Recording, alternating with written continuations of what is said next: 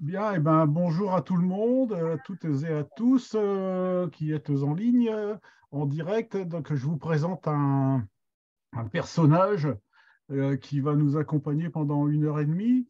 Euh, bon, comme vous pouvez le voir, la photo, bon, il est jeune, il a vécu assez vieux malgré tout, mais donc je n'ai jamais été un de ses contemporains. Mais est-ce que ce visage vous dit quelque chose? Je vous ai pas mis la photo la plus connue de lui, hein, parce que sinon, c'est plus du jeu. S'il y en a un qui sait, il lève la main, mais je crois que ça va être dur, hein, ça va être très dur. Alors, la langue au chat. Euh, c'est, on va aller dans le Santerre et on va aller chez Victorin Poiteux. C'est son vrai nom, hein, Victorin Poiteux, Poiteux, Poiteux, qui signait, je vais revenir sur ces aspects-là de sa personnalité, qui signait des initiales E, V, Poiteux. V comme Victorin, mais E comme Eulalie, Eulalie étant le prénom de sa femme, ce qui est assez unique dans, dans la littérature picarde contemporaine, ou alors c'est tellement crypté qu'on n'a pas pu le déceler. Mais donc Victorin Poiteux, bon, je vais vous tracer un petit peu sa biographie, comme je le fais quasiment à chaque fois. Donc, il était né en 1878, à la fin de l'année, le 14 décembre 1878. Il décédera en 1954, au mois de novembre, le même mois que sa femme. Il est né à Mailly-Renneval, qui est un village du Santerre, euh, pratiquement au centre du Santerre d'ailleurs, Mailly-Renneval, et ses parents sont de Rouvreil, un autre village entre Santerre et Vermandois. Pour ceux qui sont des fidèles des Marie-Sterclas, Victorin Poiteux est quasiment contemporain de Gustave Devraine, qui était de lui de Péronne. Et donc, enfin de la région de Péronne, mais qui a surtout vécu à Péronne, vétérinaire dont on a parlé la saison dernière. Mais l'un n'évoque pas l'autre et réciproquement. Donc, Victorin Poiteux donc, né à Renneval, mais ses parents, qui sont enseignants, instituteurs, s'installent à Rennecourt en 1882. Donc, ce sont des instituteurs laïcs, hein, c'est Hussards noirs de la République, hein, c'est vraiment la pleine époque. Rennecourt, si ça vous dit rien, c'est Framerville-Rennecourt, le village actuel, qui a été donc fusionné après la guerre 14, une partie du village ayant été détruite pendant la guerre et l'autre ne l'étant pas. Si vous avez l'occasion de passer dans ce coin-là du Santerre, vous pourrez observer en fait un village vraiment qui a été pile sur la ligne de front, sur le front de la Somme. Framerville-Rencourt est connu aussi pour avoir hébergé une bande de sacripants, de bandits qui étaient connus sous le nom des chauffeurs du Santerre, et qui chauffaient les pieds des gens pour leur faire avouer où ils avaient caché leur magot. Il y a eu tout un livre, même deux, qui ont été publiés sur cette bande vraiment de malfrats, d'assassins aussi, hein, et qui était menée par une femme, la mère Chavat. Je vous dis ça de mémoire parce que j'ai lu le bouquin il y a longtemps, mais ça marque. Et ils ont été arrêtés suite en fait, à une infiltration qu'il y a eu d'un policier au sein de leur bande. Et ce policier n'était autre que le vrai Vidocq.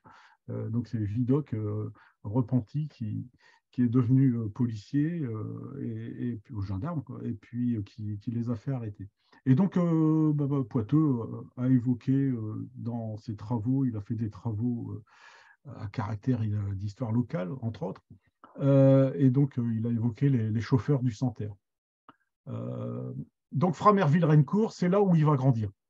Il a du Picard donc dans l'oreille de ses parents qui viennent de Rouvreil, de Framerville-Rencourt par ses copains d'école, on peut supposer, dans une période née en 1878. Hein, il aura 20 ans avant le XXe siècle, en 1898. Donc, dans ces 15-20 années-là, il va avoir du Picard, du Santerre dans l'oreille et je pourrais presque dire des Santerres, parce qu'il va passer son certificat d'études, c'est un bon élève, pas de problème du tout, et il peut partir un an en internat à Villers-Bretonneux, donc Grand Villers en Picard, hein, qui est sur la route d'Amiens-Saint-Quentin, où il y sera en 1892. Il a juste 14 ans, il va là pendant un an. Et puis ensuite, là, il va quitter la Picardie et il va aller à l'école normale d'instituteurs de la Seine. Il n'y a pas encore d'école normale dans tout ce qu'on appelle les académies d'aujourd'hui, hein. C'est les débuts de l'école laïque. Et donc, il va dans la région parisienne pour y devenir enseignant en cours complémentaires, donc ce qui correspond à nos collèges, mais avec une formation quasiment de lycée par rapport à aujourd'hui. Il sera enseignant et il regrettera toute sa vie de ne pas être pharmacien. Donc, je ne peux pas lui donner tort, mais en même temps, je ne suis pas sûr de lui donner raison. Enfin, bref.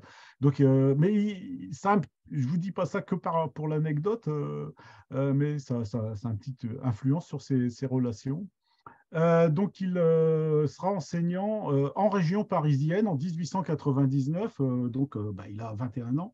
Il peut prendre un poste et là, il refusera un poste d'instituteur en milieu rural dans le département de la Somme, qui lui est très cher et qui ne quittera jamais physiquement, ni de cœur, ni physiquement. Mais il va rester en région parisienne pour une bonne raison, c'est qu'il ne veut pas être secrétaire de mairie. Donc, en fait, vous savez que nos instituteurs étaient secrétaires de mairie, hébergés par la commune. Donc, pour s'éviter cette charge et se garder du temps pour sa vie privée et ses activités euh, périscolaires ou privées, eh bien, donc, il va être en région parisienne. Et c'est là-bas, en région parisienne, qu'il rencontrera Eulalie. Eulalie Valmé, Walmé ou Valmé, si vous prononcez les W comme moi, ça fait Walmé, sinon c'est Valmé, qui est également normalienne, qui est née à Brouchy. Brouchy, c'est à côté de Ham, juste à côté de Ham, donc à l'extrémité sud-est du département de la Somme. Et donc, elle habite à Nesle. Ses parents sont à Nesle. Donc, on reste dans le Santerre, hein. C'est tous les, pour ceux qui ne sont pas du coin, du département de la Somme, tout ça, c'est dans le Santerre. Vous regarderez une carte, tous les villages ou les chefs-lieux de canton que je vous cite, là, sont vraiment dans le Santerre. Et donc, les normaliennes dans la région parisienne, et ils vont faire leur carrière en région parisienne. Je vais vous donner les détails. Au sortir de l'école normale, en 1899, il va faire son service militaire au 120e régiment d'infanterie, qui est le régiment auquel il est évidemment rattaché par sa position parisienne.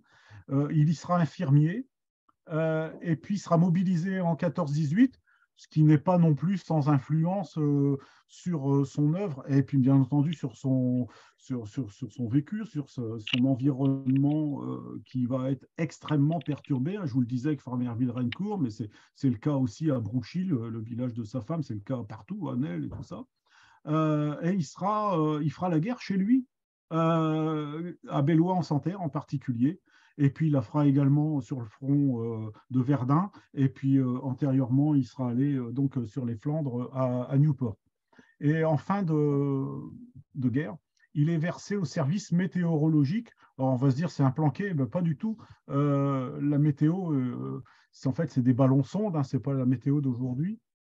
Il n'y a pas de satellite, et donc ils sont directement exposés parce qu'ils sont très près de l'artillerie, et ils sont également ils apportent des renseignements pour l'aviation, donc ils sont très exposés par rapport au front. Euh, il a beaucoup de talent, Victorin Poiteux, et en particulier, il dessine et il peint très bien.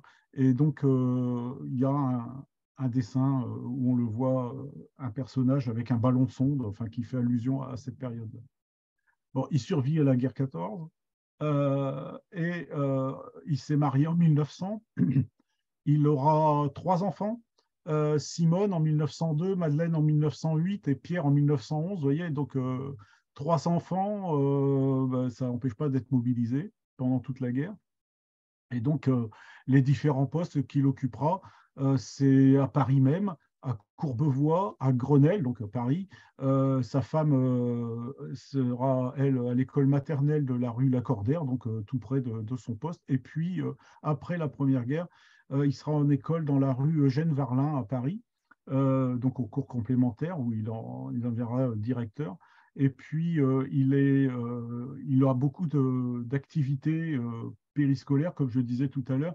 Il va créer une association des anciens élèves et beaucoup d'animations. Et même quand il est professeur, et en fait, il fait l'admiration de ses élèves pour l'enthousiasme qu'il met, le dynamisme, les, les fêtes. Enfin, je n'ai pas le détail, mais il est apprécié pour ça, parfois aux grandes dames même de la direction de l'établissement.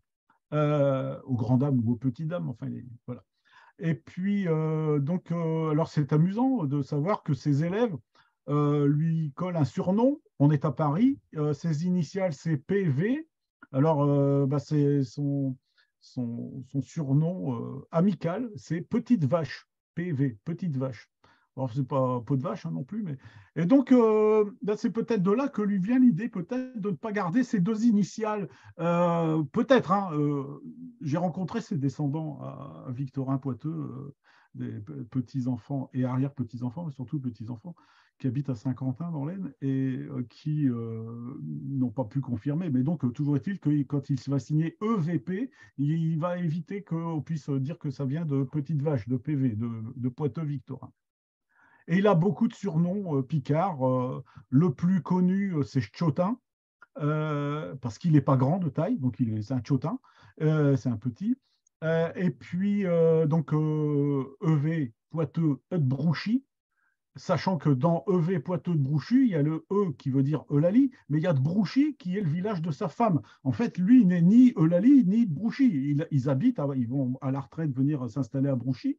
Il va y finir ses jours, mais je vous ai dit, son parcours, il n'est pas de Brouchy. Il y a quand même quelques dizaines de kilomètres à l'aise entre Grandvillers et puis Brouchy. Il y a plus que ça. Il y a une cinquantaine de kilomètres. Et puis, il a également, alors, il signe EV Poiteux de Brouchy, ça c'est son surnom, mais ses textes, en fin de texte, il les signe Poiteux EV. Donc, je dirais, il y a des choses, voilà, il est peut-être un peu compliqué, c'est peut-être pour ça qu'il aurait pu être pharmacien. Et puis, il a également un autre surpiqué qui est Ramelas. Ramelas, c'est le radis gris. Et donc, il y a un de ces textes qui est signé, un de ces textes, c'est un long texte, une pièce de théâtre, qui est signé Ramelas.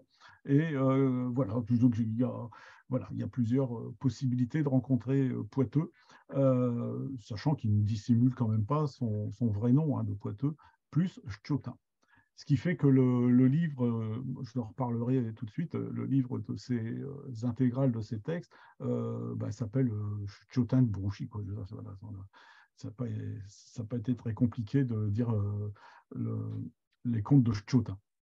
Donc, je vous ai dit, il dessine, il peint, mais il expose. Hein, il n'est pas que peintre amateur ou peintre du dimanche, il expose dans des salons parisiens. La vie à Paris est importante pour avoir une vie culturelle. Elle l'est toujours, mais elle l'était déjà, pas moins qu'aujourd'hui.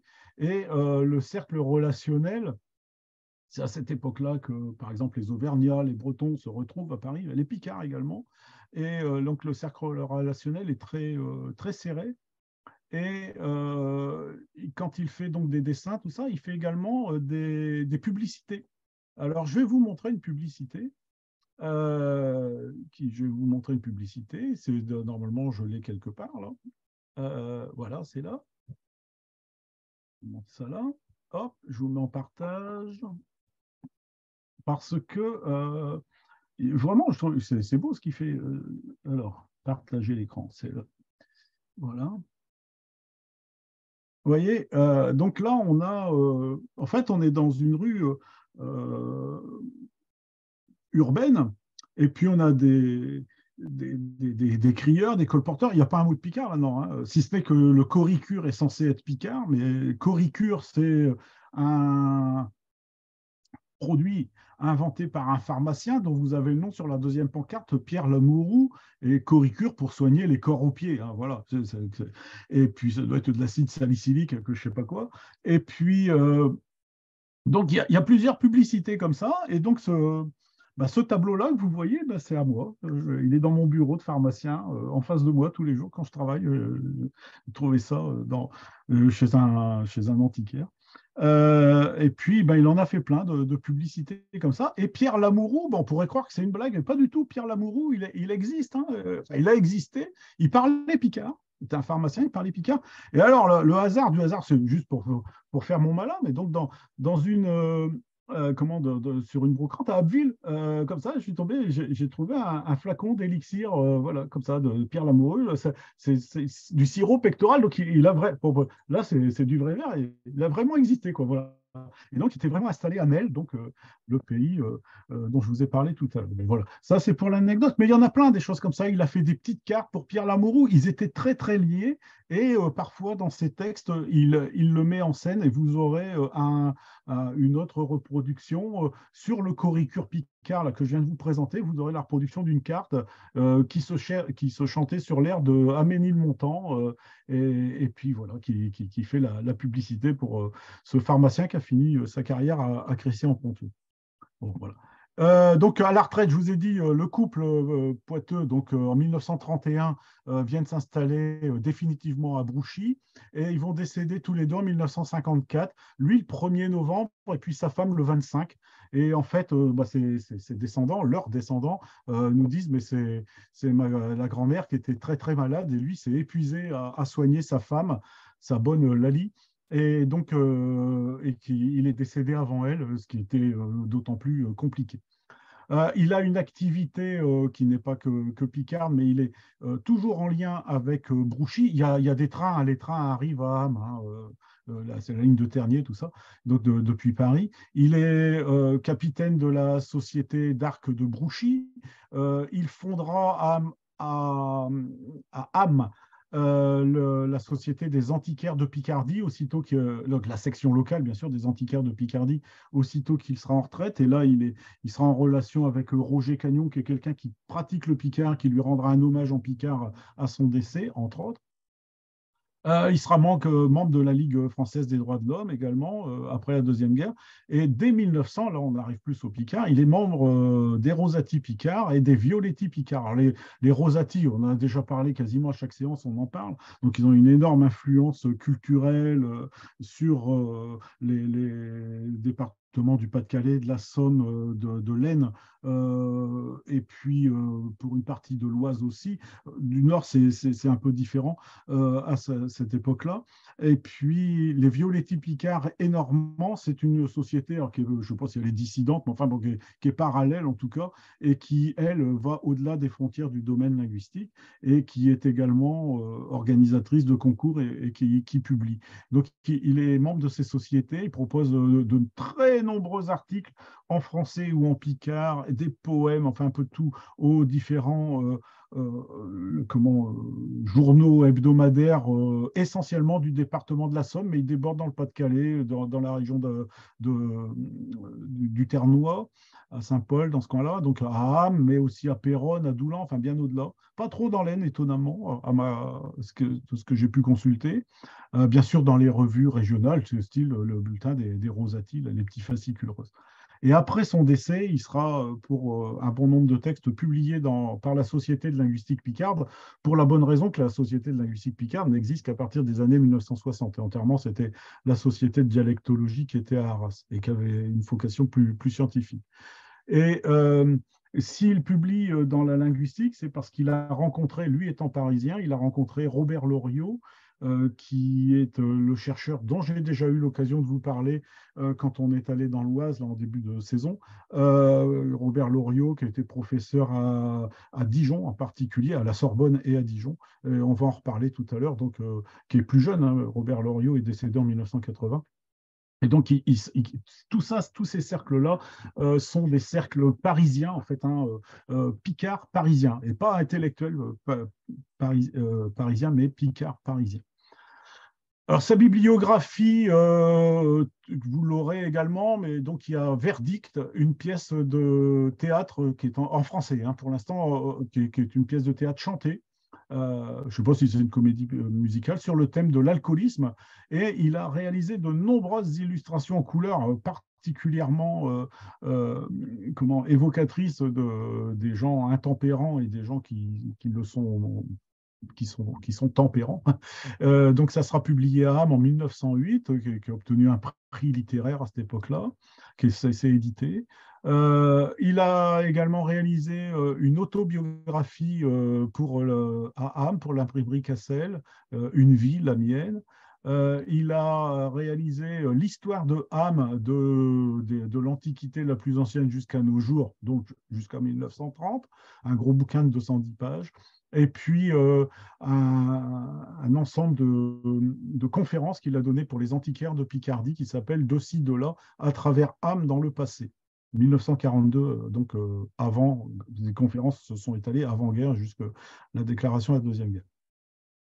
Et puis, bon, bah, ce qui nous intéresse davantage ici, en Picard. En Picard, alors il a réalisé, je ne vais pas me tromper dans le chiffre, un manuscrit de 2589 pages, hein, c'est quand même, ça fait plus de 5 ramètres de papier, hein, recto verso, parce qu'on ne gaspille pas à cette époque-là. Donc, patois et folklore du Santerre, avec dictionnaire, expression et dicton picard, qui a été remis à la Sorbonne en 1949 à Robert Loriot, que je vous mentionnais tout à l'heure.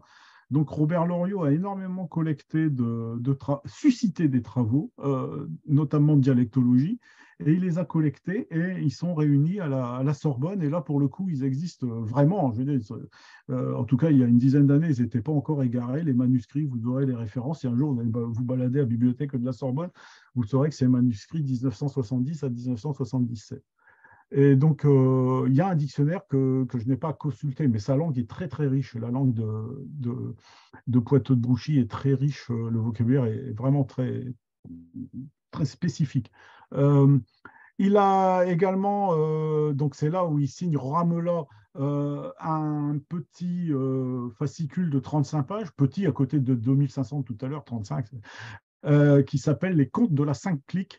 La Sainte Clique, c'est un texte qui est à vocation, on va dire, folklore un peu forcé, quoi. Donc, bon, déjà, la Sainte Clique, déjà, ça ne suppose pas la mélancolie.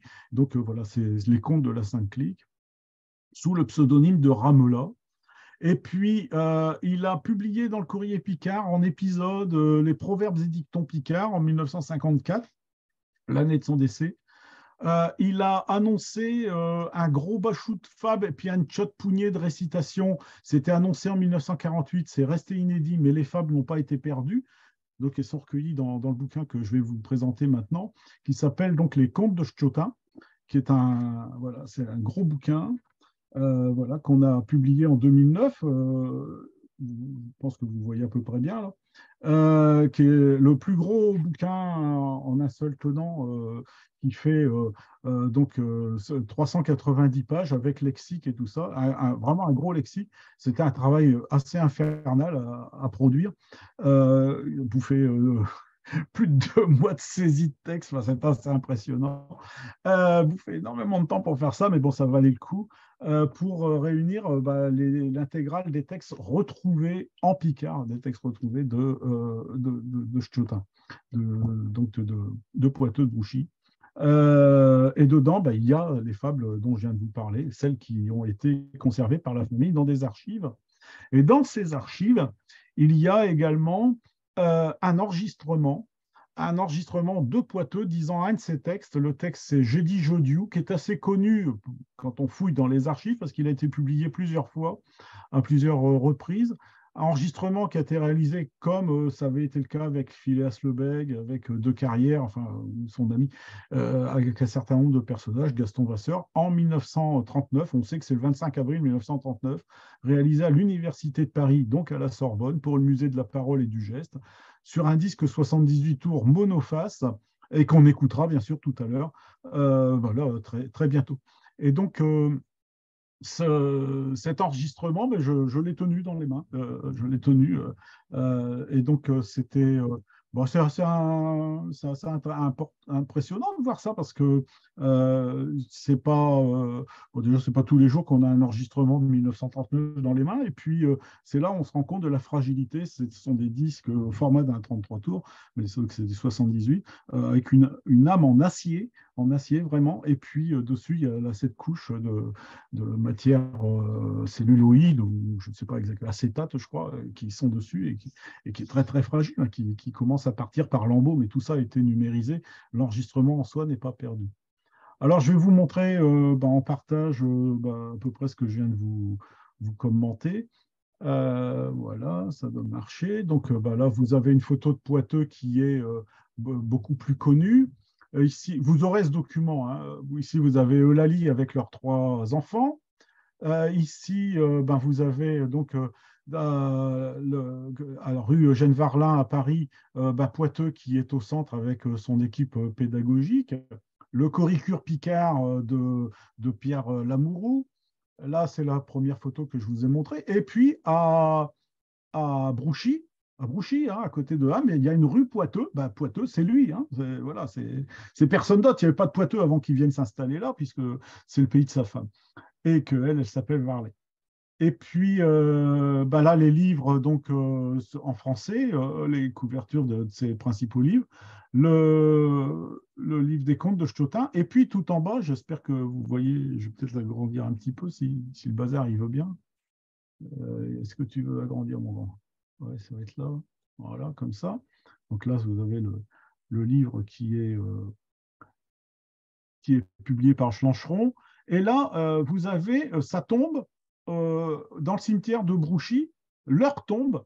Et même sur la tombe, et ça m'a surpris quand je suis allé là-bas voir, c'est marqué EV Poiteux, c'est-à-dire qu'en dessous, vous avez Eulélie Walmé, donc elle c'est son nom de baptême, et lui c'est EV, il ne se fait plus, il n'y a pas marqué Victorin Poiteux, c'est EV Poiteux, c'est extrêmement fusionnel, hein. Et donc avec leur date bien entendu. Et puis il y a une plaque en dessous qui est écrite en picard dans le cimetière. Et ça, c'est pas dans tous les cimetières où il y a ça. Et on va y revenir. Et puis là, le 3 octobre 2009, au moment de la sortie du bouquin, en collaboration avec la municipalité de Brouchy de l'époque, eh bien, il y a eu, vous voyez en bas à gauche, une inauguration de la place, du nom de la place du village, qui est la plage d'Echtiotin. Voilà, donc qui vient s'ajouter, ça ne vient pas remplacer la rue Poiteux, hein, donc c'est un des descendants de Poiteux, arrière-petits-enfants, qui est dans les bras du garde champêtre et puis qui inaugure, qui dévoile la plage de Chotin, le plage de Chotin. Et entre deux, vous avez, alors je vais essayer d'agrandir encore un coup, ouais, oh, c'est formidable. Quand tout veut fonctionner, c'est formidable. Et là, vous avez, donc là au milieu, à ce niveau-là, vous avez le disque dont je viens de vous parler, qui est là, avec qui est monoface. Et puis à côté, là, c'est un dessin qui a été fait par un de ses descendants. Puis il y avait à cette époque-là une longue exposition des œuvres, des revues dans lesquelles Poiteux a, a été publié. Voilà. Donc, Stotin, elle est bien obligée de se taire au mi-temps de cheveux, donc les vers, hein, les vers de terre, à 6 pieds sous terre. Et je vous offre rire et puis amuser, par ses comptes aussi pour vous au musée. Il a musardé. Euh, V'l'rouette comme un pitché, puis frouille comme une glache.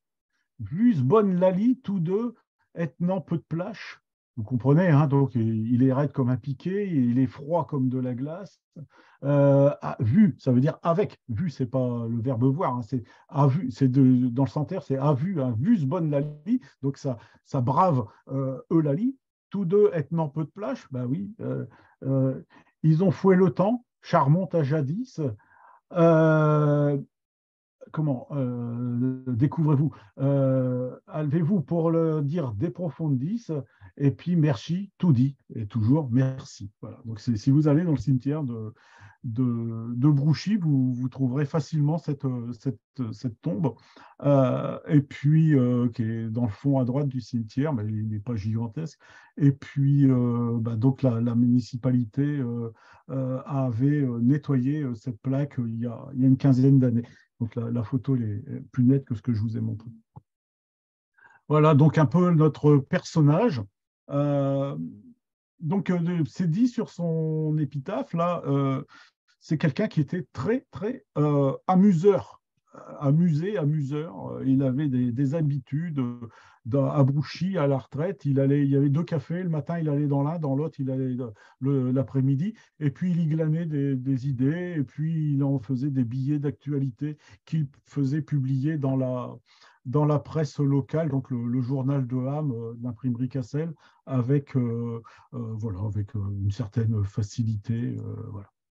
Alors, on va rentrer dans le Picard maintenant, après cette présentation. Euh, donc, j'en suis, enfin, j'ai été la cheville ouvrière, je ne suis pas le seul.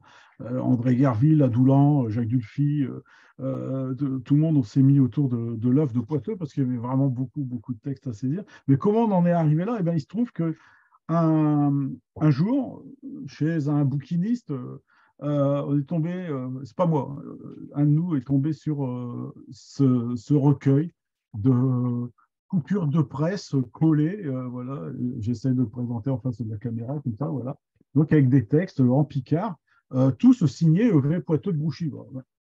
Et Poitou de Brouchy n'est pas recensé dans la forêt invisible, par exemple. Voilà, c'est quelqu'un qui aurait vraiment pu, mais vraiment pu passer complètement en dehors de la postérité parce qu'on ne sait pas pourquoi. Voilà, parce que le temps passe, parce que les gens sont humbles, et puis malgré un nom de rue Poiteux, mais rue Poiteux, tout le monde ne sait pas ce que c'est que la rue Pasteur, alors la rue Poiteux a fortiori. Et puis il y a à la faveur de cet article de presse, ah bah oui, mais moi j'ai déjà vu cette signature, qui c'est ce personnage? Et de là, on a recherché les descendants de la famille qui s'appellent plus Poiteux, qui s'appellent Levé, voilà, qui sont répartis entre le Santerre et le Vermandois, entre Saint-Quentin et Ham essentiellement, puis un petit peu ailleurs pour d'autres générations. Et puis on a retrouvé beaucoup d'autres contes, toujours sous forme de, là, je feuillette un autre cahier de presse. Là, le premier, il était là, mais donc on a recueilli des coupures de presse, vous voyez, en quantité. Et puis, avec la famille, on a ouvert les archives familiales qui restaient dans un garage, qui était très bien entretenu, avec des dessins, avec des livres, avec des publications, avec des inédits, avec une quantité de manuscrits qui ne dépasse pas l'entendement, mais qui effraie. Parce que quand on voit ça, je fais 2 allers-retours 50 ans, je dis, bon, on va en prendre un peu, on va voir comment ça se passe, et puis on va pouvoir organiser ça pour organiser une publication. Parce que ces textes méritent vraiment leur édition, leur sauvegarde. Alors, on va commencer par un texte, puis après on écoutera Poiteux dans l'enregistrement. Mais là, dans un premier temps, voilà, je vous propose donc, je ne dis pas que c'est de saison parce qu'on n'est plus à l'automne, mais je vous propose ce poème qui a été publié donc par les Rosati, euh, qui est dédié à Monsieur Le Chauleux, René Le Chauleux, qui est celui qui a fondé la revue des Rosati, la revue septentrionale, c'est son nom. Et donc, le texte s'intitule Chez Feuilles mortes, pas de problème pour le titre. Euh, et donc, je n'ai pas, je vous redis, mais je n'ai pas les sonorités du Santerre, hein. Moi, je suis du Ponthieu, donc on est quand même à 1h20 de route, hein, quand même, plus d'1 heure. Donc, chez A, le premier mot que vous voyez là chez A, ce sont les et. Moi, chez des aïe, hein, des aïe ou des ailleurs. Elles l'ont chez A, à même chez route, un émonchi donc en ta, et le son i, c'est un son typique de l'Est amiénois. On l'avait chez Pierre Duquet, qu'on a déjà vu. On l'a dans les conjugaisons de verbes du premier groupe, enfin les verbes à l'infinitif du premier groupe, ou dans certains mots, ou dans certaines formes de conjugaison, la première et la deuxième personne du pluriel des verbes du premier groupe. Donc là, un émonchi, c'est donc un aimon, hein. Moi, c'est un aimon tout court, donc en ta. L'ontchea, a même chez route, un émonchi, dans le tchezab, esdeok tetut, du kegashi. Donc, il parle bien sûr des feuilles mortes qui se déoquent, qui se décrochent. Je vais vous faire remarquer tout de suite que lui, quasiment jamais ne redouble le sujet. Hein, ça serait d'un E sheab, is deoct tout ou tertus. Donc là, lui, il n'y a jamais le i, ce n'est pas une forme de licence poétique, c'est son Picard. Il ne double pas le. Donc grammaticalement, il y a une différence assez marquée. Chez Zorm, chez Chen, les chênes, chez Caroline, les peupliers, tout dépouillis, Drecht le couplet c'est la cime des arbres, sans verre de capeline, donc sans capeline verte, hein, la capeline c'est le vêtement avec une capuche, euh, le brotouillis. Il s'étampite comme des squelettes, et toutes les couleurs, le pieu rupieuse, donc répilleuse, moi je dirais, donc rugueuse, qui aggrappe, qui n'est pas agréable au toucher, gris muterlette, muterlet, quand c'est muterné, c'est un peu moisi, donc muterlette, c'est un gris qui commence à être atteint par la moisissure, si belle avec des fleurs. Tout un dansant chez feuilles qui tombent, elles l'ont de l'okma, ressentent, ma foi, à des échettes, et jeter n'importe quoi. Des échettes, ce sont on pourrait presque dire des copeaux, mais ce sont ces bouts de planches de bois qui ont été, qu'on peut se mettre en écharde, par exemple. Donc, c'est à la fois des copeaux, mais ça aussi, ça peut être des choses qui peuvent être assez agressives, hein, assez piquantes. Elle s'entorcille, est toute biscornuse, donc elle s'entorcille. Donc là, à nouveau, remarque grammaticale, il utilise au féminin pluriel, non pas le genre masculin dans un genre neutre, mais il met le genre féminin, donc elle s'entorcille, ce qui n'est pas mon Picard, hein, comme ça. Elle s'entorcille, toute biscornue, rouge ou marron, des longues, des tchottes, des mernus, donc menus, hein, mernus, qui jutent un rond. Il y en a des nouerdes. C'est pas fréquent d'avoir nouerde. Verde, c'est fréquent, mais nouerde, c'est pas fréquent. Hein. Souvent, c'est nouerd. Donc là, le Picard est plus marqué. Il y en a des rousses. Et puis des ganes serins. Ganes jaune, couleur de serin. Des ganes serins. Il y en a qui sont verdes. Donc là, une césure à ce niveau-là, verde comme chez Mousse, ou flou marin. Donc, flou marin, logiquement, c'est la mare. Hein, c'est le flou, c'est la mare. Donc, ce n'est pas le flot de la mer. On est dans le Santerre. La mer est à quasiment 150 km. Donc, on est bien sur une mare de village. Hein, donc, il y a presque une répétition de vocabulaire à ce niveau-là. Les velours courants d'un grand cher qu'un tourbillon, il y en a partout, il y en a une kerk, une charge d'un sillon. Hein, il y a des feuilles qui sont tellement tombées en tourbillon qu'il y en a partout, qu'il y en a une grande quantité arrivée, une grande charge, une kerk dans les sillons. En les voyant des chaînes à terre, comme nuées de moignou, excusez-moi, en les voyant des chaînes à terre comme nuées de moignou, donc d'oiseaux, les moigneux, au passage des yeux qui s'investèrent, plus de roussignou. Donc, les feuilles tombant, l'automne arrivant, on n'entendra plus le rossignol chanter, on pense aux oiseaux. Donc, il y a à la fois moignou et puis zézieux, donc les deux formes pour dire l'oiseau au sens générique du terme. Tchézi pour muchil plache, donc vous voyez, tomber, donc là on a un impératif, deuxième personne du pluriel, et puis pour muchi, là on a l'infinitif, donc on a dans le verbe, on a les deux formes avec le i final. Tchézi pour muchil plache, wesh cosiron, rouette comme du bout, donc raide comme du bois, fruit comme des glaches, et pourriront, et nous, là où nous pourrirons. Donc c'est les feuilles, hein, bien sûr. Oui, le jour varro où, comme le feuille, osseront défunts, chez l'arme de la nature qui s'indeuille, marque la fin. Des malheureux d'un cimetière au déjour impie, chez feuille, donc il viendra le jour, parce que je n'ai pas expliqué, où on sera défunt, on sera mort. Les larmes que la nature qui s'indeuille marquent la fin, des malheureux, et d'un cimetière et déjà un pied, donc de la personne qui est proche de la mort, hein, proche de la tombe, déjà un pied dans le cimetière. Chez feuille, l'ifroid, une douche litière, d'un bruit de papier. Tchézi, à même chez route, un émonchi, même quand on seront terre toute, Treux, couchi, donc quand nous serons tous dans le trou couché, quand on sera tous couchés dans le trou. Hein, donc terre-tout, terre-tous, terre-toutes, c'est une forme qui est commune avec le vermandois. Terre-tin, terre-tous, tout ça, qui n'est pas une forme que je possède.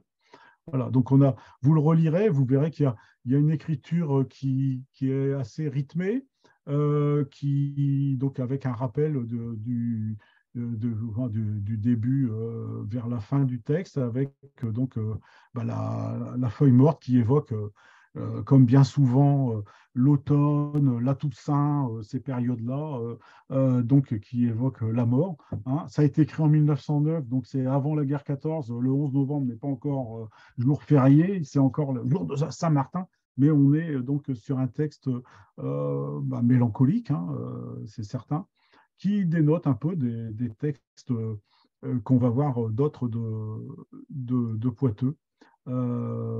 Quoique celui qu'on va voir là n'est ni mélancolique ni quoi que ce soit, mais est un texte à caractère folklorique. Hein, c'est la tradition du jeudi Jédiou, donc du jeudi de la semaine sainte. Alors, je vais vous partager ça, mais il faut aussi que je vous fasse écouter l'enregistrement. Et donc, comme d'habitude, vous ferez des grands holas si vous n'entendez rien. Et donc, vous avez sur l'image à l'écran l'ensemble du texte tel qu'il a été publié dans la revue Picardie après-guerre en 1946, mais qui a donc été enregistré avant-guerre, hein, je vous le redis, en 1939. Vous avez une photographie du disque. Il y a deux disques qui existaient, un à la Sorbonne, puis un qui était remis à celui qui avait enregistré. Et puis, donc, bien entendu, une phase de 78 tours, c'est à peu près comme une phase de 33 tours, ça dure moins de 3 minutes, et, de 45 tours, c'est 3 minutes. Et donc, l'ensemble du texte n'a pas été enregistré. L'ensemble enregistré commence au début et s'arrête là. J'ai mis un X entre crochets pour qu'on voit jusqu'où on va regarder le texte, et puis le reste, vous le verrez. Alors, je vais tâcher de vous passer l'enregistrement. J'ai dit, c'est chaud qu'il fait. Un mille, j'ai dit. Ça peut être mieux. D'habitude, une place de Brencourt, ni un, et aujourd'hui. Je peux faire mieux? Et bien partager l'audio. Ah, voilà, partager l'audio. Bah oui, mais voilà. Alors, arrêtez la vidéo, ça, je peux le faire. Qu'est-ce que je peux partager? Alors, attends, j'arrête le partage de ça. J'ai partagé l'écran, là. Et partager l'audio. Voilà, on fait les deux en même temps. C'est parti. Merci, Olivier. Qu'est-ce qu'elle veut, Zoom? Ah bon, il faut que je... Hop. Je vous dis pas, mais il faut... C'est parti. Ça va se passer à Rennecourt. Hein. Lui toucher remonte de Chambay, en volant, Nazi, Galilée, Nivelé, Gadru, Joanny-Chotin. Je vous le remets au début. J'ai dit, c'est chaud qu'il fait. Un huile, j'ai dit. On nous voit d'habitude sur le plage de Rennecourt, ni un coup. Et au jour d'aujourd'hui, toucher remonte de Chambay, en volant, Nazi, Galilée, Nivelé, Gadru, Joanny-Chotin, son lot fin, bien un émotion, posant un bousin d'affaires. Pour chaud, ils ont mis sur fallu. Au somme, à jeudi, dernier jeudi est devant le carré. Et à Bélicht ici. Jusqu'à Bèche, un vieil bus béque trop grand. Il est brêlé a vu les corions mitaclés d'un ancien cadoreux. Penche et copain de par un longe rouge, où est-ce que t'as aussi un disait ça, un méchant baïonnette à pistolet à mi-temps dérouillé. Il aura plachissé Camberlou par des soleils Milan comme un glace. Pourquoi ne direz-vous un tel habillage? Chez quel temps passait, si chez vieux dédis ou est un carimaro, chez gosse continue un présent de cour. Chez Jeanne Nouveau du Tucheroy, on dut payer à ses camarades et devant partir tout à l'heure un petit café sans brin de vin. Pendant, il n'y a nous plus dans Guétamo les Nikénouk, puis qui osent dans ces marrons. Je qu'ils ont l'air de promis le tapette et de s'arranger. Avant Chibérat, mon choix, et tout en morionnant, les v'lons partis à maison d'échelon garé, plus riche propriétaire des stérois. En tête, je l'ouvert pas. Drière, chez deux porte-paniers, porte-bourse, je crois vu ses courtisans, chez moi de compteur, puis je trompe pas. Voilà. Ah non, non, non, non, non, non, non, non, non, non, ça c'est la surprise. Ah, non, non, non, non. Hop. Non, c'est pas grave.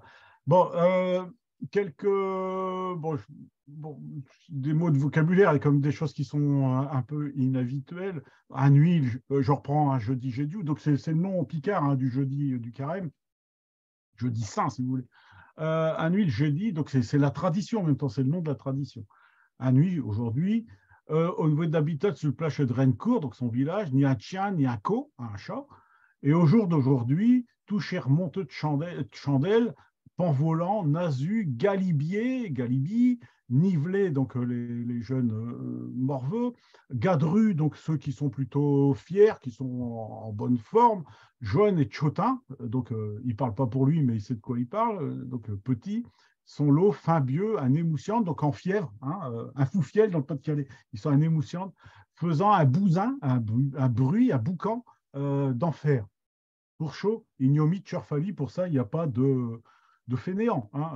Alors, le boucan d'enfer, c'est un bruit qui est fait à base de crécelle, essentiellement, enfin, de tout un tas d'instruments à percussion qui ne sont utilisés que dans la semaine sainte pour aller chercher Saint-Pocage, pour aller chercher des œufs, hein, et passer de maison en maison, de rue en rue, comme ça. Donc, les remonteux de chandelles, ce sont des enfants de chœur qui remontent les chandelles dans l'église, donc qui récupèrent la cire. Bref. Au somme, à jeudi génieux, donc le dernier jeudi est devant le carême. Herbeye Chtissir, donc regardez celui-ci, Suscabèche, une vieille buse, beaucoup trop grande, donc sur sa tête, donc il a un habit qui le recouvre, donc c'est un chapeau haute forme. Voilà, ça vient. Les fins de journée sont parfois difficiles. Il est brêlé à vue l'écorion mitaclé d'un ancien candoureux, donc il est afistolé avec l'écorion, c'est le lacet, c'est la pointe du lacet, la pointe dure du lacet. Donc les gendarmes avaient des dragons, je ne sais plus que c'est un nom comme ça, il faut demander au mari de Micheline, il doit savoir ça beaucoup mieux que moi. Voilà, donc il a récupéré des habits d'apparat, se penche écopé un d'eux par une longe rouge, hein, donc au milieu du ventre, où est-ce qu'est Aochi, donc où est accroché en guise de sabre une méchante baïonnette rafistolée, voilà, à mi-temps dérouillée, donc il l'a à peine dérouillé, à moitié. Il aura remplacé ses camberlous, donc les camberlous sont des chaussures de bois, c'est des sabots. Des sabots. Ça vient de Cambrai, hein, enfin la tradition voudrait que ça vienne de Cambrai. Il les a donc remplacés par des solets Milan, donc par des souliers qui sont brillants comme un miroir, comme une glace. Pourquoi me direz-vous un tel habillage? Pourquoi ça? Donc, c'est que le temps passé, si chez vous, ils se déguisaient un carimaro, donc si autrefois les anciens se déguisaient en personnages de carnaval, chez Gosse continue à faire en faisant autre chose. Donc la tradition se perpétue, mais on se déguise différemment des anciens. Chez Jeanne, nous Bauducu de Chroix, donc les parents donc le Bauducu, c'est un bas du cul, c'est un petit personnage, mais le roi, donc c'est le roi de la compagnie, ce sont des rois d'une journée, des rois de pacotille, mais ils sont rois pour la journée. Donc ses parents ont dû payer à ses camarades et vont partir tout à l'heure une bite café sans brin de vin, donc un bol, un peu de café, hein, une bite, un chobit, c'est une petite quantité. Ça n'a rien de scabreux comme mot en picard, hein, du tout.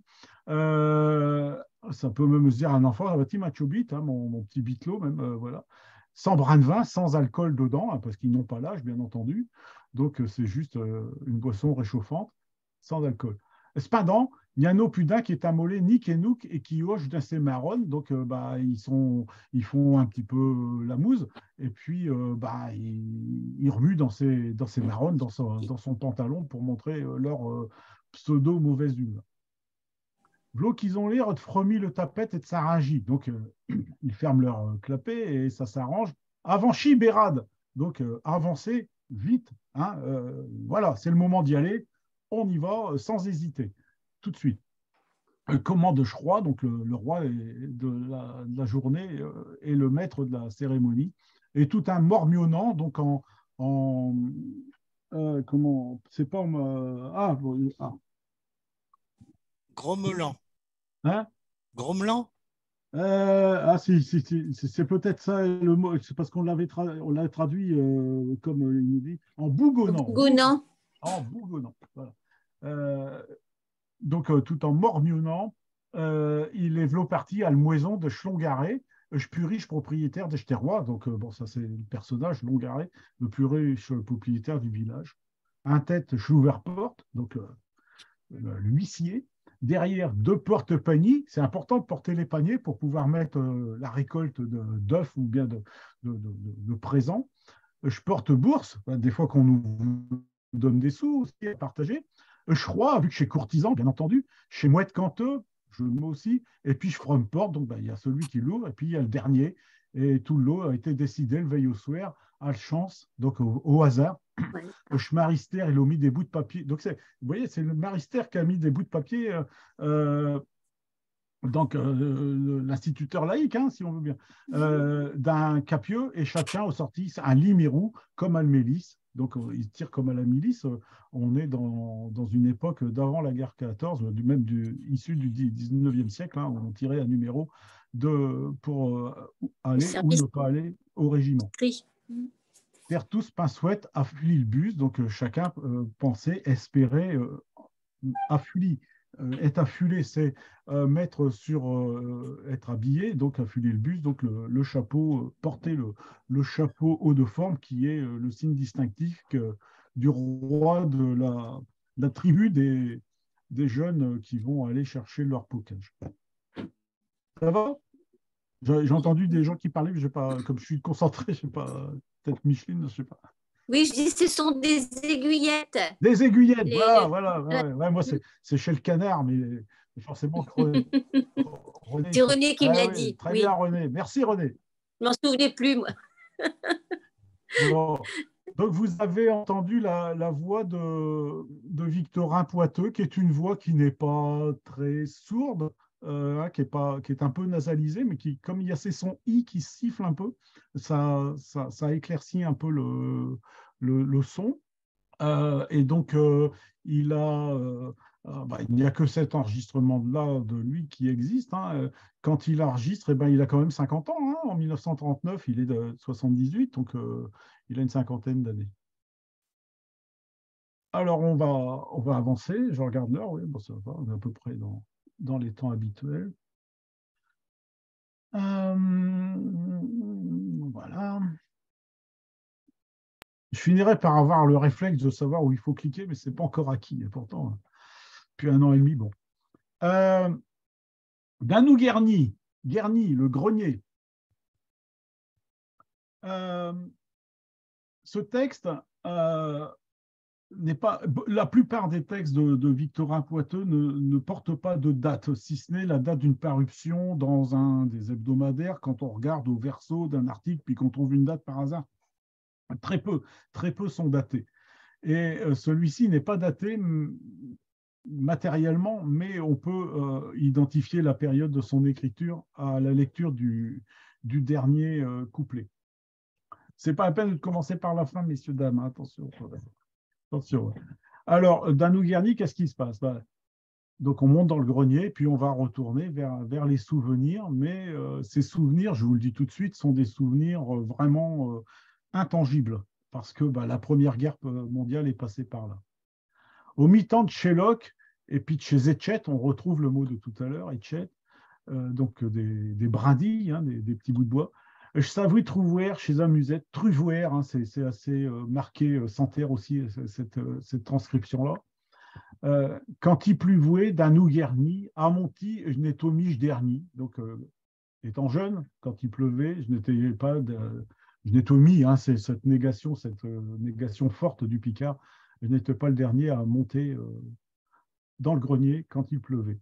Ancien capier et vieille cachette, sur lequel je risquais des galipettes.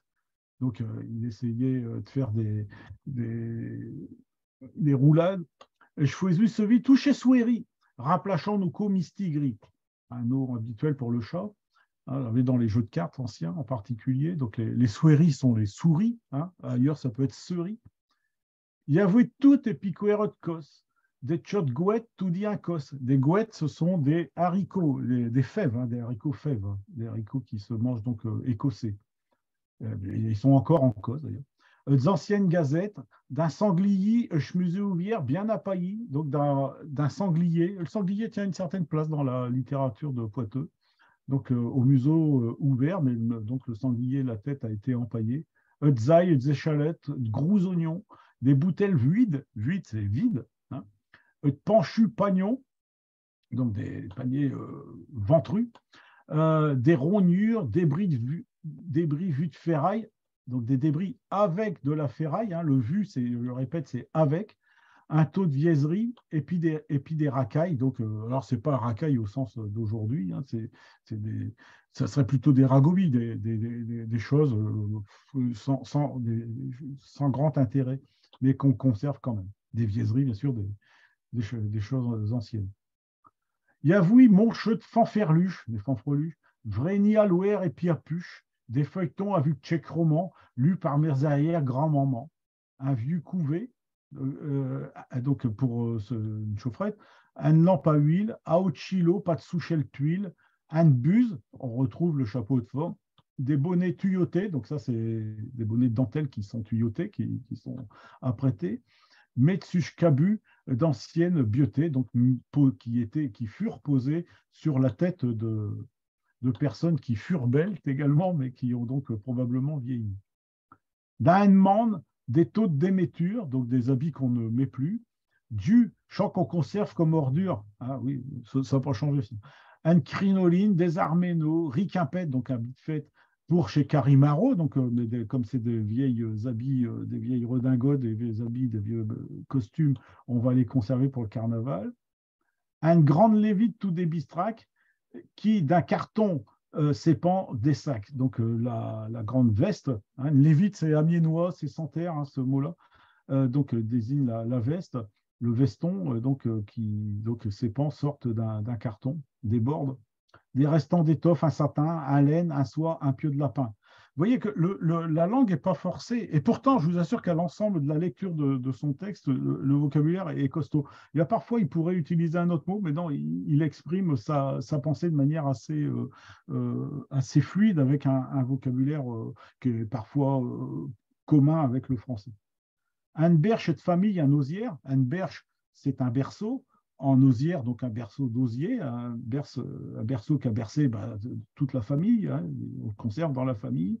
Qu'au connu grand-mère à poussière, donc la vieille quand elle était bébé, bien entendu, mais qui passait aussi pour canter tout un houssan un riz, donc en secouant du riz pour endormir les petits-enfants. Ça, c'est une image, hein. Maintenant c'est le marchand de sable, mais c'est une image aussi.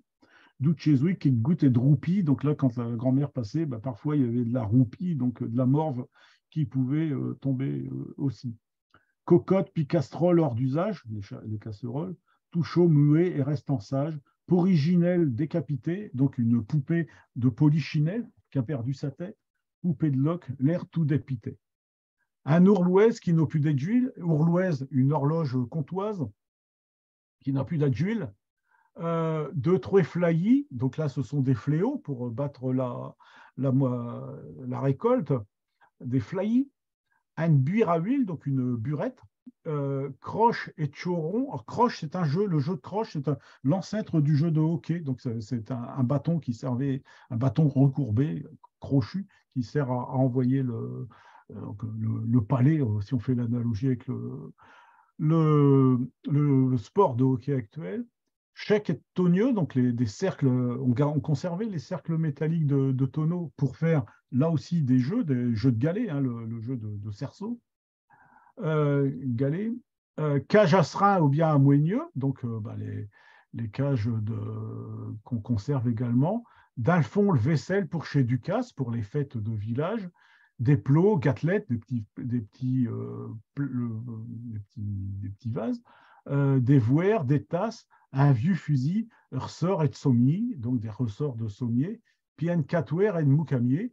Donc un catouère, c'est une ruche, mais ce ne sont pas les ruches au sens du petit bâtiment cubique qu'on a maintenant. C'est une espèce de panier à l'envers en tressé, en paille tressée, qui servait, en fait, c'est l'ancienne forme qu'il y avait dans les ruchers. On retrouve dans des images du Moyen-Âge ces dessins-là de chez Catouer. Des rubins et puis des pieuses médailles, donc des médailles de piété, cannes et de pétcheux pour chez Intaille. Les Intailles, c'est important à Ham, hein, on est dans la vallée de la Somme. Donc les étangs qui sont des étangs artificiels, des anciennes tourbières qui ont été creusées à main d'homme, des solets usés, le solet on l'avait tout à l'heure, donc des souliers, des malbrous. Alors là, je ne veux pas faire mon malin, j'ai oublié ce que c'était, mais je pense que je vais le retrouver. C'est un sabot de bois qu'il appelle aussi des galoches. Et puis, magasin où est-ce qu'on trouve tout. Donc ça, c'est le grenier qui est devenu un magasin. Souvenirs de bonheur ou bien de misère qui m'ont fait rire, mais jamais brère. Pour mich et tout, il vrai paradis, ou heureux, comme dans la miennois, heureux. Hein. Je passe oui, mais j'ai dit. Donc à l'époque, on n'allait pas à l'école le jeudi quand on était enfant. Chez tout un musée, une raiderie, donc aujourd'hui, on a le sens de marché, de vide-grenier. À l'époque, une raiderie, c'était aussi un endroit où on trouve uniquement des vieilles choses et même des choses qu'on conserve par passion, par accumulation, par collection même aussi. Et de quoi à Chalandy, une braderie, donc achalandie, c'est la forme picarde du verbe achalander.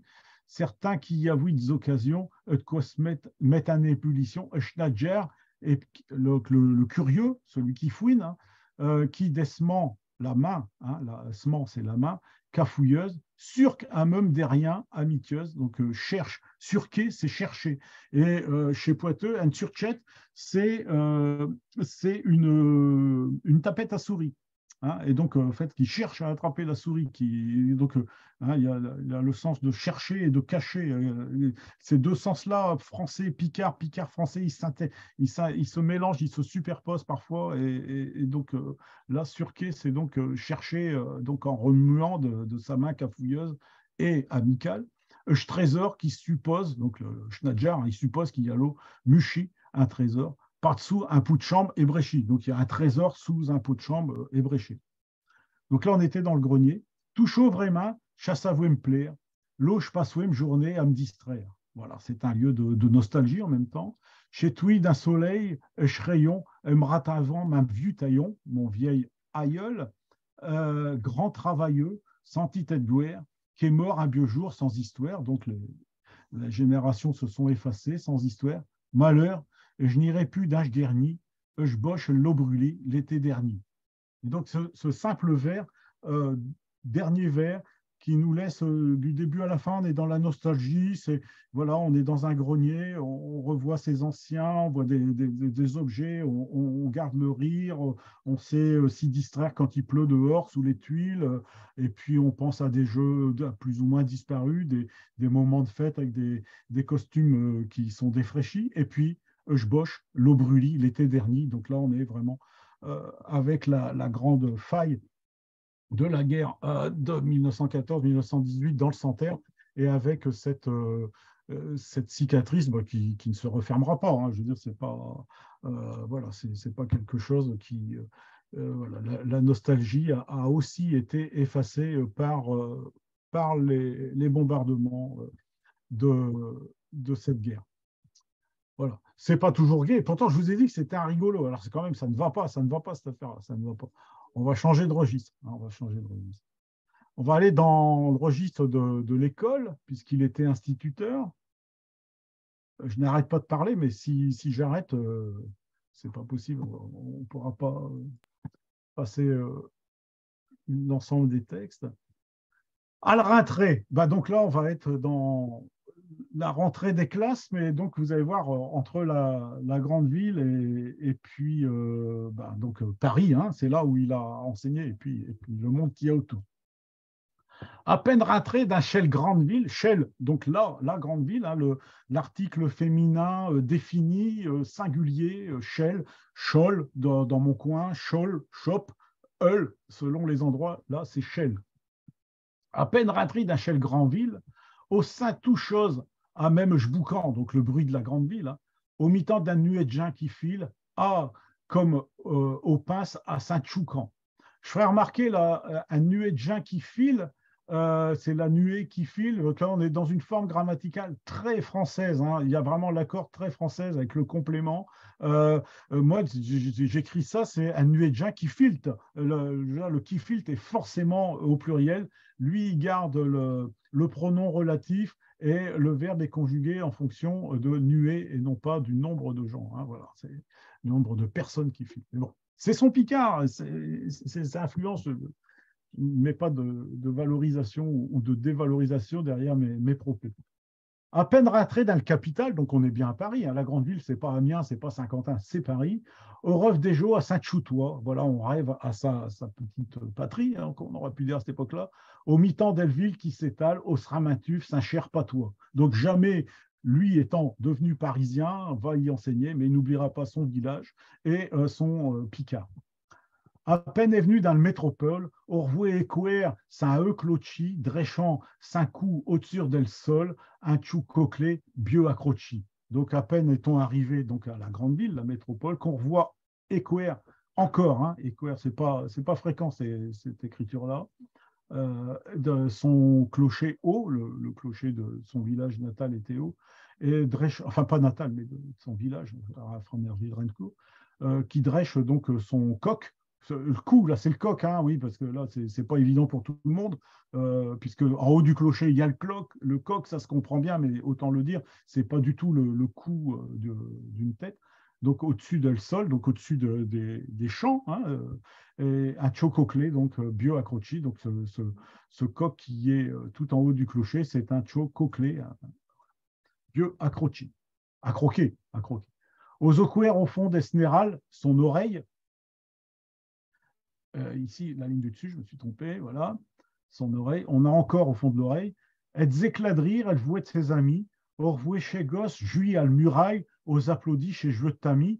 Donc, jouer à le muraille, c'est jouer à la balle contre un mur, hein, seul ou à plusieurs. Hein, ça, je ne sais pas si ça se fait toujours, mais ça, c'est très longtemps pratiqué. Et on applaudit chez joueur de tamis, donc le jeu de la balle au tamis, un des jeux de pommes Picard, pour le coup. Longue pomme, balle au tamis, ballon au poing, balle à la main. Il a beaucoup joué à la balle à la main dans son enfance Poiteux-de-Brouchy.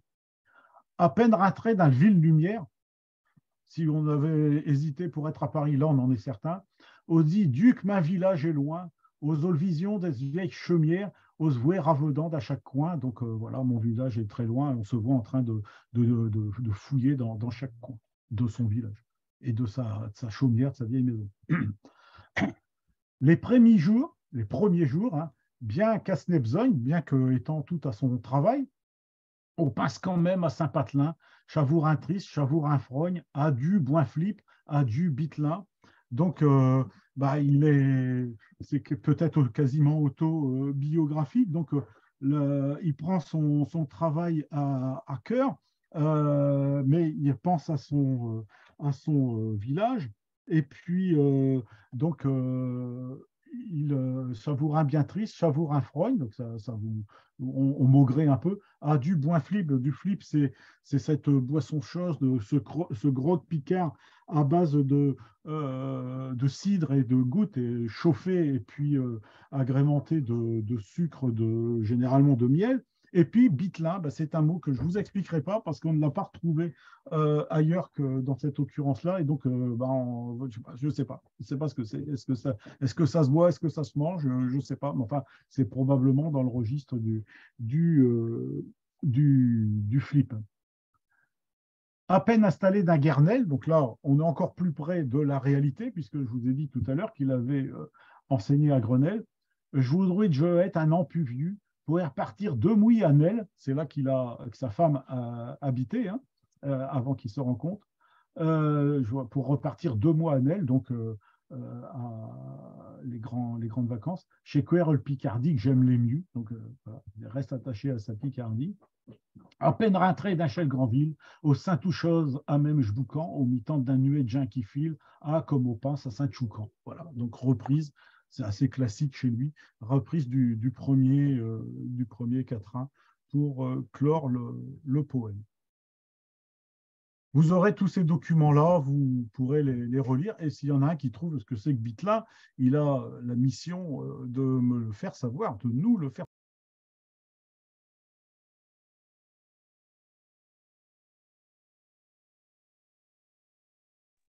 Voilà. C'est bon, ça passe toujours le son? Oui, excuse-moi, c'est moi, je me suis trompé de bouton. Ah, bon. Bitlin est dans le glossaire du vermandois de Debré. Ah. Je te le dis. Et, voilà. Et c'est quoi dedans? Alors attends, je repars dessus. Comme j'ai tout numérisé, si je peux faire des recherches en plein texte. Ah bah tu vois, ça nous a échappé quand on a fait l'édition. Il donne croissance, il donne café, sucre et eau de vie chauffés ensemble. Bon, voilà. Il donne vin chaud sucré. Et il donne chocolat fondu dans de l'eau chauffée et aromatisé d'alcool. Bon, ça, c'est une bavaroise, ça, le dernier pour moi. Mais bon. Voilà. Donc, je pencherai pour le premier. Mais voilà. Bon, ben, voilà. Donc, oui, je savais bien que j'étais pas parfait, je le savais. Et maintenant, j'en ai la confirmation. Merci. Non, mais c'est bien. On a des outils numériques qui ne cessent de progresser. C'est vrai qu'en 15 ans de temps, le nombre de lexiques, dictionnaires et puis de compilations d'un tas de choses qui nous apportent des outils comme ça, avec une performance, une rapidité qui est parfois assez désarmante. Bref, je n'épilogue pas parce que sinon, on va y passer la nuit. Mais... Donc, on va aller... Non, je n'ai pas partagé du coup, puisque... Hop, on va rester à Paris, mais on va aller avec d'autres textes. Bref, on va en lire que 2, parce que sinon on n'avancera pas. Ou un seul, même peut-être. Dudul et Drousville, c'est un personnage récurrent de l'univers de Poitou de Brouchy. Rouzeville est un village qui n'existe pas. Dudul, c'était Odule, mais bon, peu importe, il y a des Dudules dans tout le théâtre Picard. C'est jamais le même. Et puis, donc, bon, c'est parfois un malin, puis c'est parfois lui qui se fait duper. Interparisien et puis Picard. Voilà, on reste dans le registre, puis les autres, j'espère que vous aurez du plaisir à les lire parce que je ne vous ai pas sélectionné les pires. Dudul et Drousville ne vaut jamais. Donc là encore, une fois, on n'a pas le redoublement du sujet auquel on est habitué en Picard. Dudul et Drousville ne vaut jamais une fouille à Paris sans qu'il y arrive quelque chose. Quelque chose. Il est vrai que c'est un bon vivant, poibileux, qui ne fouet poesnong, qui no poesnong das musette, donc il n'a pas son ongle dans sa musette, et qu'il aime la rigolade par-dessous tout. Il aime bien. Moi, j'ai que la liste des textes. Comment? Tu bien, j'ai que la liste des textes, moi, avec des chiffres, des numéros. On ne voit pas ce texte. On ne voit pas ce texte. Oui. Ah bon? Non? On a ta page de garde de... Oui. Jean-Luc, je pense que je repartage. Peut-être ça n'a pas marché alors.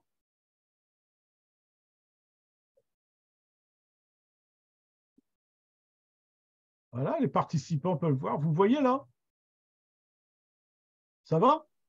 Oui. Ouais. Ok, bon, bah, oui, il a eu mal donne, c'est vrai. Pourtant, c'était marqué arrêté. Bon, bref, on recommence tout. Dudul et Drousville ne vaut jamais une fouille à Paris sans qu'il y arrive quelque cause. Il est vrai que c'est un bon vivant, boibileux, qui no poisson das musette et qui l'homme la rigolade par-dessus tout. Il aime bien se foutre des autres, donc il aime bien se moquer des autres, mais il est le premier à se tordre quand il est rebindé, donc il est le premier à se à se tordre, ça lui fait très mal quand il tombe sur plus malin que lui. Être bindé, c'est vraiment avoir affaire à plus fort que soi. Un beau matin, il débarque à la gare du Nord. Il prend le rue des Faubourg Saint-Martin pour aller vire Stiotin, donc lui-même, hein, qui restait rue Eugène Varlin, dont je vous ai déjà parlé. Il s'ennuie avec la vitesse d'un trottinière, ses deux mains dans ses poches. Donc quelqu'un qui trottine, hein, un trottinière. Passe Serranly, un homme qui lui dit. Donc passe Serranly, c'est auprès de lui, hein, il ne le serre pas dans ses bras, c'est pas serré dans ce sens-là du tout. Picard, c'est à côté d'eux, hein, oui, tout près de lui. Faut pas demander si vous êtes Picard. Chasoué tout de suite, a vu vos deux mains bien rangées. Donc là, on va avoir le a vu complet, autrement avec le vu. Donc, il ne faut pas demander si vous êtes Picard. Chasoué tout de suite, a vu vos deux mains bien rangées, parce qu'il a ses mains dans ses poches. Hein. Je pars un qui réplique Dudule. Réplique Dudule, il ne met pas que le qui, vous voyez. Mais je pars un, réplique Dudule. Tu mets le nez dedans. Heureusement, je n'ai que pas du mi. Donc là, les allusions, tu as mis le nez dedans, donc dans le bras, hein, voilà. Heureusement que je n'étais pas du miel, ce n'était pas du miel. Donc là, je dis, il est un peu vexé d'avoir été vu avec ses mains dans les poches, nonchalant. Donc il réplique vertement, Tige Parigot, dis-moi un peu qu'il y a différence qu'il y a entre un Parisien et un Picard. Voyant que l'autre ne répondit rien, Dudule lui déclaque. C'est vrai que chez Picard, mettre le main dans les poches, mais je sais parce que certains Parisiens les mettent dans les poches de Zot. L'autre est parti sans pipi, sans piper un mot, hein, là aussi.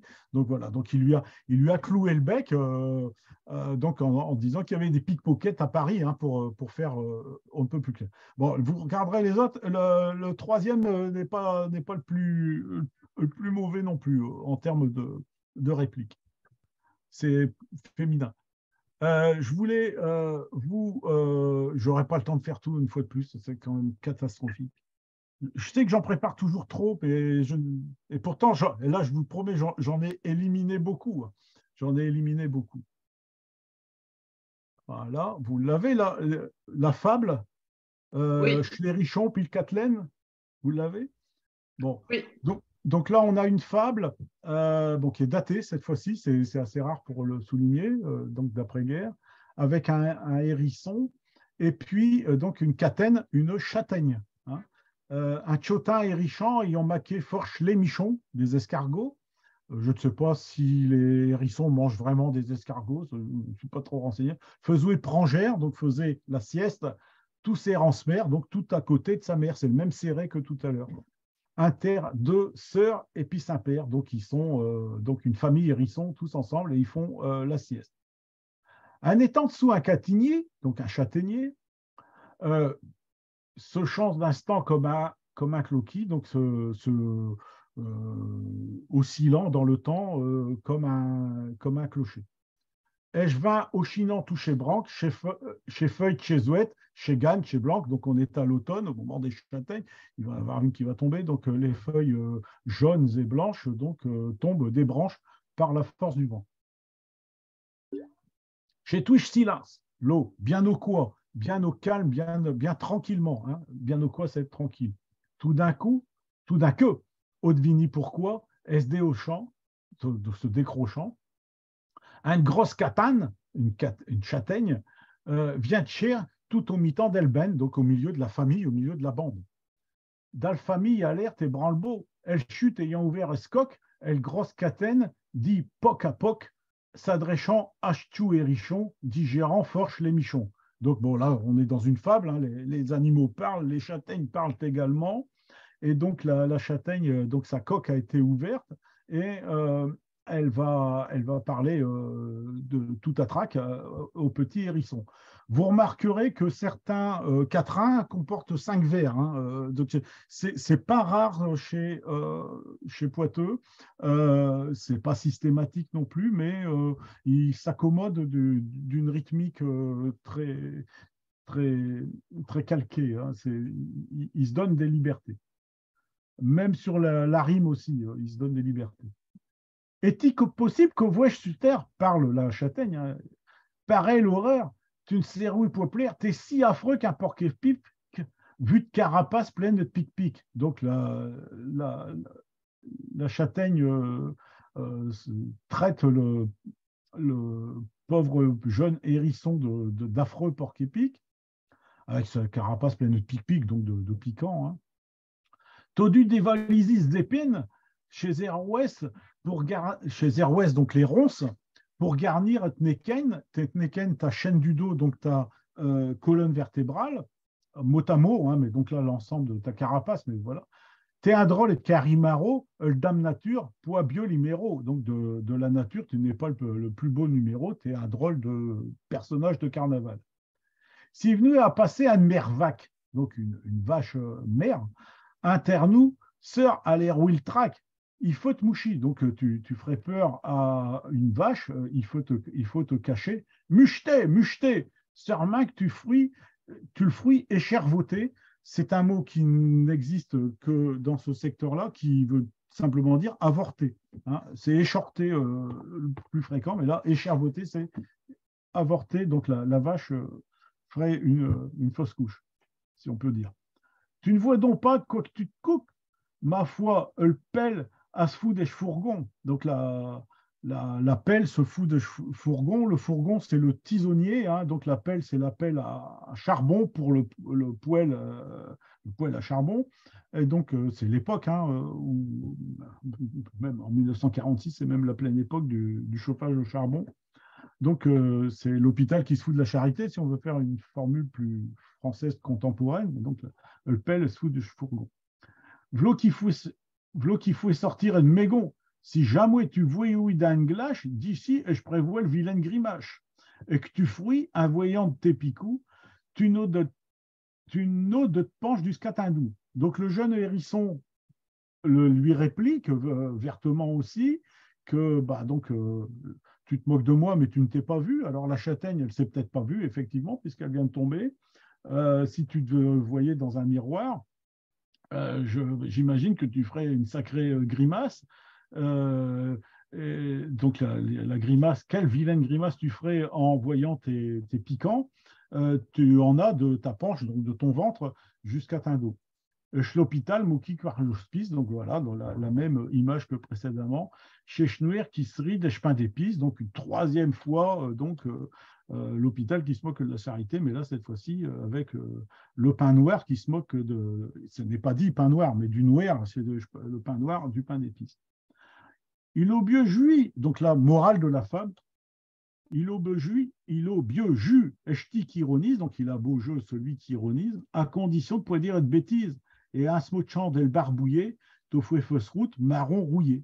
Donc là, voilà, la réplique, c'est un malin ennemi. Tu as beau dire, tu veux faire le malin et ironiser, mais en fait, tu as fait fausse route, marron rouillé. Donc, la châtaigne étant a priori comestible et le marron ne l'étant pas. Donc, il se fait dévaloriser par le hérisson, qui se venge.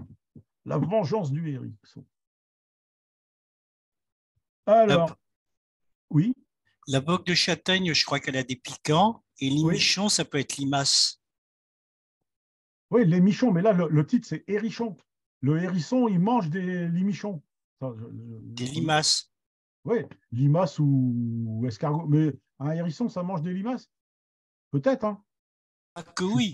Ah que oui. Ah oui? Ah bon, alors, merci Jean-Pierre.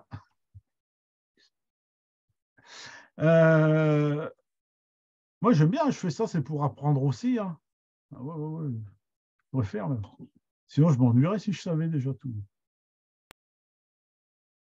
Alors, il y a dans l'œuvre de Poiteux des textes qui sont passés un petit peu à travers, même les lecteurs des livres s'en sont pas forcément rendus compte. Et moi, j'ai trouvé que à la manière qu'il avait de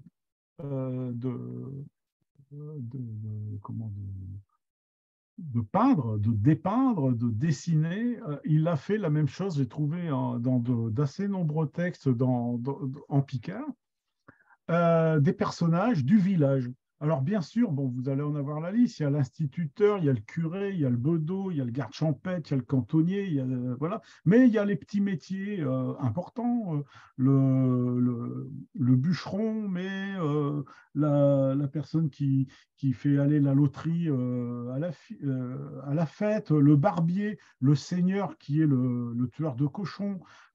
Et puis, il y a Poitou était croyant, hein, il l'affiche, voilà, mais il a une discussion avec un croyant, mais il a une discussion avec un matérialiste, donc un athée. Il parle de Sper-Antoine, il parle du houret ou parcours, un mot qu'on retrouve aussi chez De Vraine, donc le garçon de ferme. Il parle aussi d'une bonne fille. Alors, je voulais vous passer José, mais comme l'heure avance, je ne sais pas si Olivier il a un train à prendre comme la dernière fois, ou si on a une minute de plus. On peut prendre une minute de plus, là, ce soir. On peut prendre une minute de plus. Alors, on va en profiter. Donc, je vais aller vous passer donc en partage. Donc, Anne Buenfil, le début du texte, parce qu'il fait appel dedans à Crinon. Et donc, c'est important, Crinon, puisqu'il va avoir, enfin, il a une actualité dans le Vermandois, et donc il en est lecteur, et puis il a donc, comme ça, il y a des relations. Donc, c'est pas Hector Crinon, hein, c'est Yves Michel Crinon, hein, c'est donc. Ou Joseph Crinon, enfin bon, bref. Donc, il y a un personnage chez Crinon qui est Marie Gron, qui est la fille. Gron, c'est le tablier, c'est le giron, hein, le mot français ancien, c'est ça. Et donc, en fait, c'est la fille des rues, c'est la pauvre fille, et c'est celle qui vend son corps aussi. Hein, voilà, elle n'est pas que. C'est une pauvresse. Et donc, lui, dans Une bonne fille, étude de mœurs campagnardes, vous verrez, vous aurez tout le texte. À la fin, il parle de quelqu'un qui l'aurait connu, et il en parle comme cette hystérique. Hystérique au sens étymologie, hein, au sens donc de l'utérus, hein, c'est le mot grec pour utérus. Donc l'hystérie, c'est un critère de psychiatrie qui était très employé jusqu'aux années peut-être 1970. Pour désigner des femmes qui avaient des problèmes, entre guillemets, mentaux, avec énormément de précautions. Mais donc, ça, il en parle en français en bas du texte. Mais donc, Crinon l'appelle Anne-Marie Gron. C'est une jeune femme consolatrice pour aucun homme, un autre caprice. À terre tous d'amour, elle donne sein rond, elle donne son content, hein, être rondi. Voilà. Quand on est rond, quand on est pompette, c'est qu'on en a vraiment tout son sou. Hein, et donc là, on a en Picard, c'est pas très fréquent, mais on l'a quand même assez de temps en temps en Picard, avoir sein rond, elle donne son contentement. Elle est bien connue de tout ce village et rend service sans rien demander. Elle ne tient compte ni d'Elbourse ni de l'âge. Elle sait qu'au Varol qu'est mandi. Donc voilà, cette fille se plie aux volontés de ses clients, entre guillemets. Elle est pire qu'un kien à caleur. Fait vire comme chemarle autour d'elle, torne terra torne comme zarondelle, a pris un oubrieux cacheur. Donc, elle est pire qu'une chienne en chaleur. Là, le vocabulaire c'est pas courant, hein, dans la littérature picarde. Hein. Là, je dis, on aborde rarement le terme aussi frontalement. Donc, les marles, donc les mâles, hein, un marle de lapin, c'est un lapin mâle, torne terra torne comme les zarondelles, après un oubrieux cacheur. Donc, un oubrieux, c'est un faucon qui est en chasse. Elle sait qu'Esmer au fouet comme elle, à l'Okmachi à ses 15 ans, perdant chaque jour, fleur et de mamzelle, d'achez-vous, d'achez-près, d'achez-quand. Je ne vais pas aller plus loin, ce n'est pas par pudeur, puisque je vous donnerai tout le texte. J'ai relu ce texte, je dis, mais il y a une certaine force d'affronter ce type de personnage.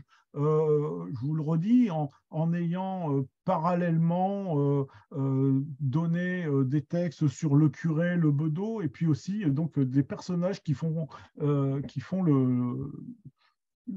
l'ambiance des rues du village. Et donc, c'est évidemment la pauvre fille dont on se méfie, qu'on regarde de loin, et puis qui a une place sociale probablement très peu enviable, mais qui va l'amener, vous verrez dans la fin du texte, forcément qui va l'amener vers la misère. Alors, on va terminer avec un texte assez connu, parce que c'est le plus connu de Poiteux de Brouchy.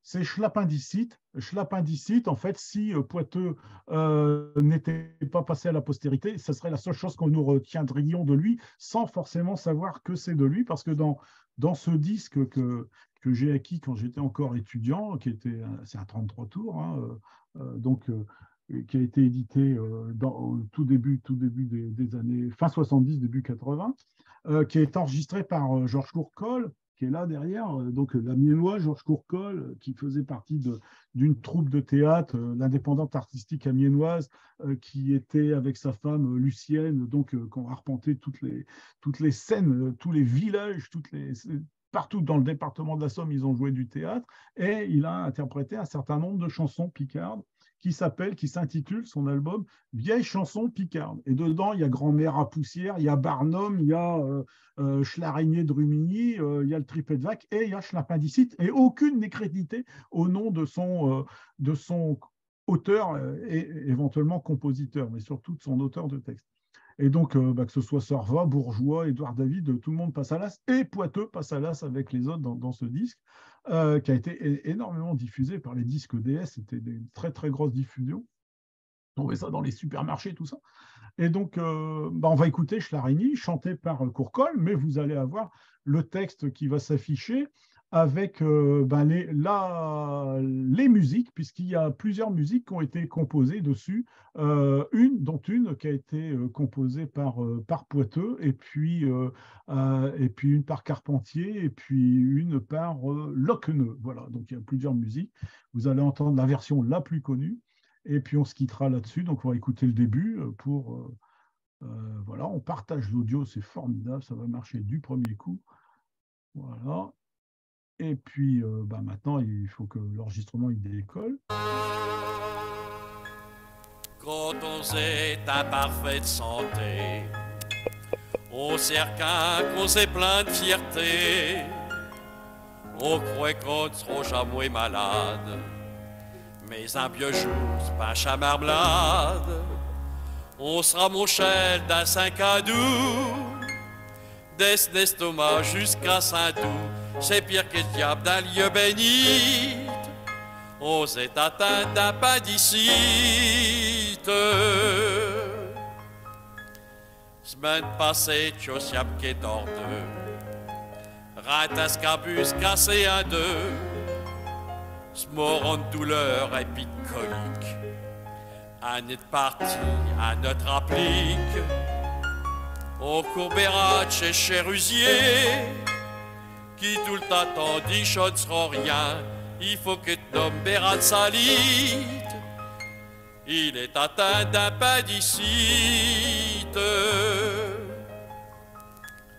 Chouché de l'eau, dit ma monsieur, du haut du beau, du plein cieux, il aura dû, ma pauvre Tchoussiane, l'Inman le sec, Marie Saint-Vianne. Yon mi queser tourni les seins, l'y répondra de médecin. Il faut que vous robe sur le champ salide pour que je l'y cope, ce n'a pas d'ici.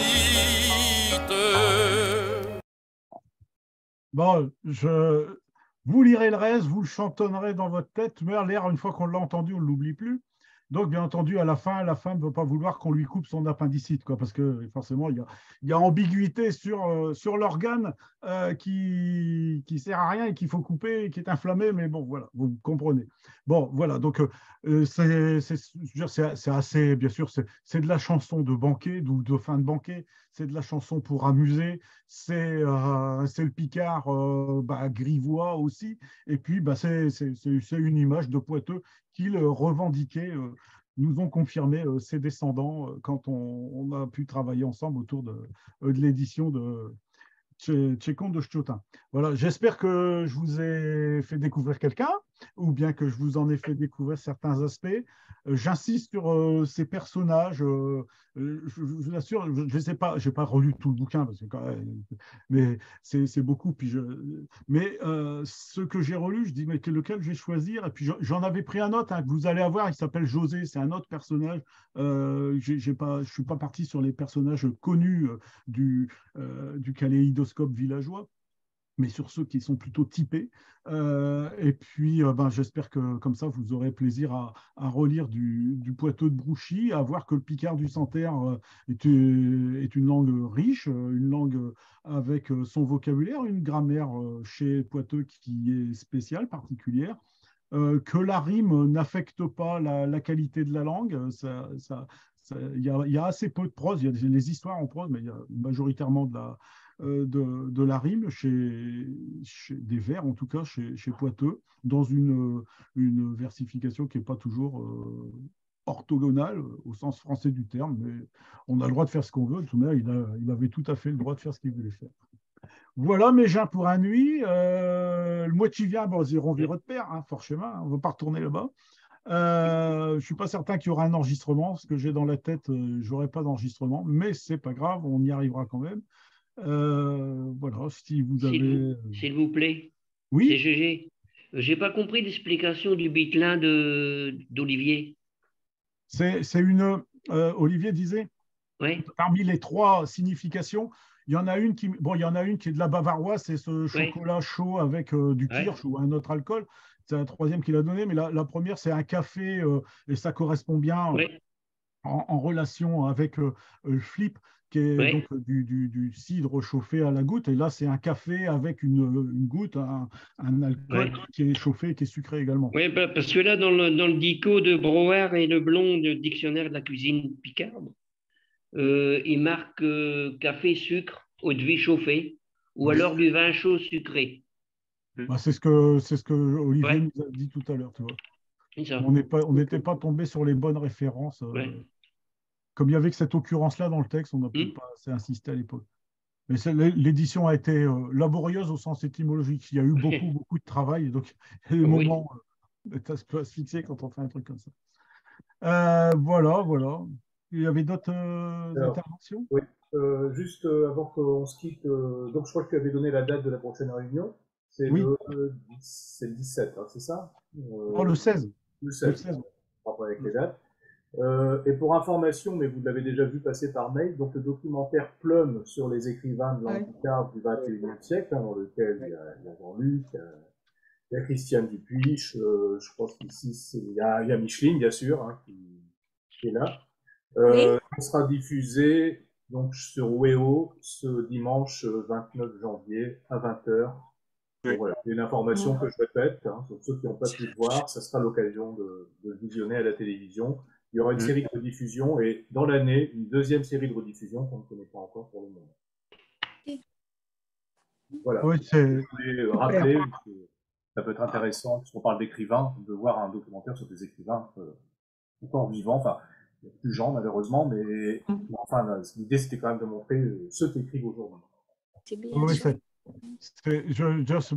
C'est pas facile de dire que le film est bien dans la mesure où je suis dedans, qu'il Micheline est dedans, mais c'est vraiment un travail de jeu, enfin pas de journalisme, mais justement de documentation qui est important, avec des gens qui, dans l'ensemble du domaine linguistique picard, marquent par leur écriture, par leur travail, par leur inspiration, par leur plus ou moins notoriété ou discrétion d'ailleurs.